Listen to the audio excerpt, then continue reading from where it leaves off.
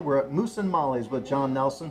John, you've been involved in Roanoke Youth Sports for quite a long time. Tell me about where the activities take place and what people expect or what people experience through Roanoke Youth Sports. Great question, Chris. All of our activities take place, practices and games take place at the Roanoke Town Park. It's nestled on the opposite side of the downtown area from US 24.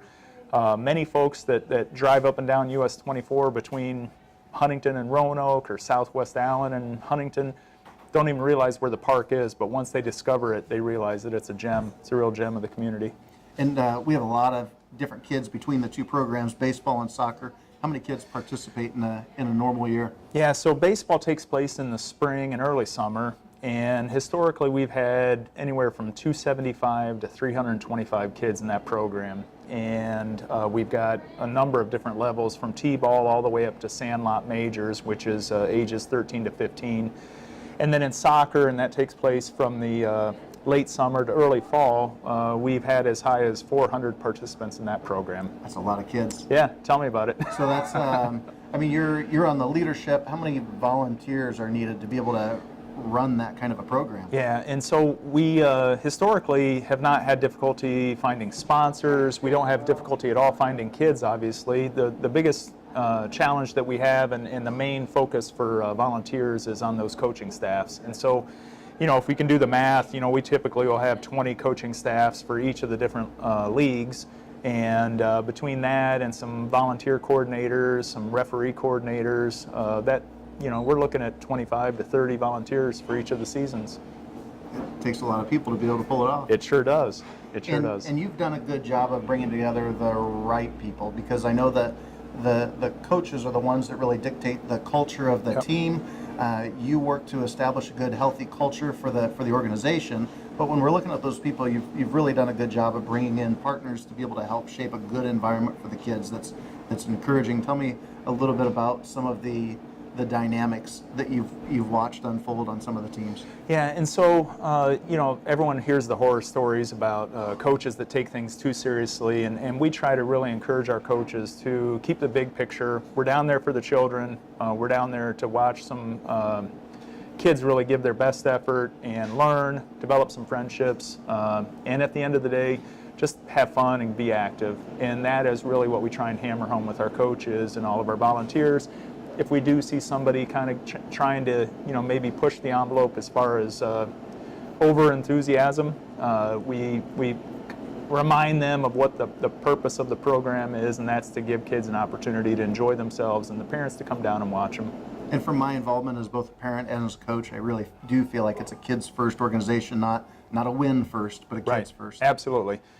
You know, in this era of everybody getting a trophy, I understand that mindset, and I understand the challenges that presents. During the regular season, we don't encourage our coaches to keep score. It really doesn't matter in the big scheme of things who wins or loses. All of the teams make our tournament. Once we get to the tournament, then it does get a little bit more competitive, but we try again to rein that in and kind of keep it an enthusiastic level of competition, not to the point where we're trying to really win at all costs. And again, as a parent and as a coach, I've seen that enthusiasm carry through. We have 3 boys that have been involved with the program for the last 10 years. When we talk about the environment, what have you guys seen from an environment standpoint? What does that feel like to you as a player?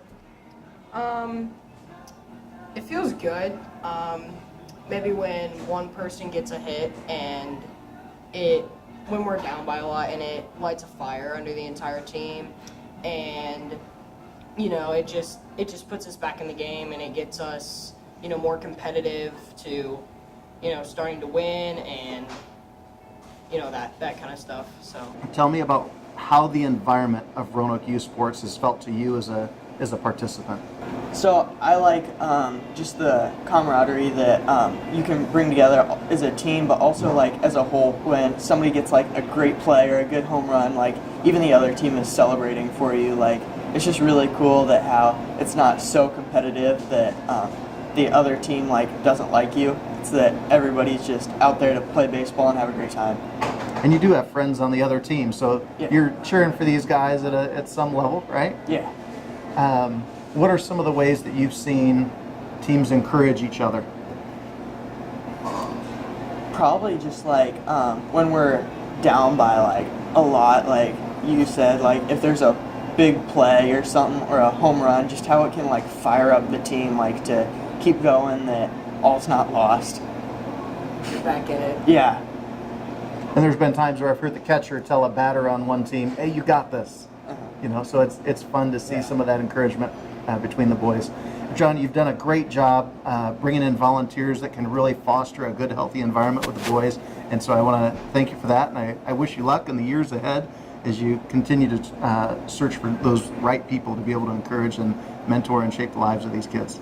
Well, we appreciate everything you've done for the program and the boys. It's boys like you that have allowed this program to continue to flourish, and I'm just very proud of the program and all that it's done for Roanoke and the surrounding area. And if somebody's looking for more information on Roanoke Youth Sports, you have a website. We do, RoanokeYouthSports.com. There you have it. Thanks, John. Thanks, boys, for visiting with us today.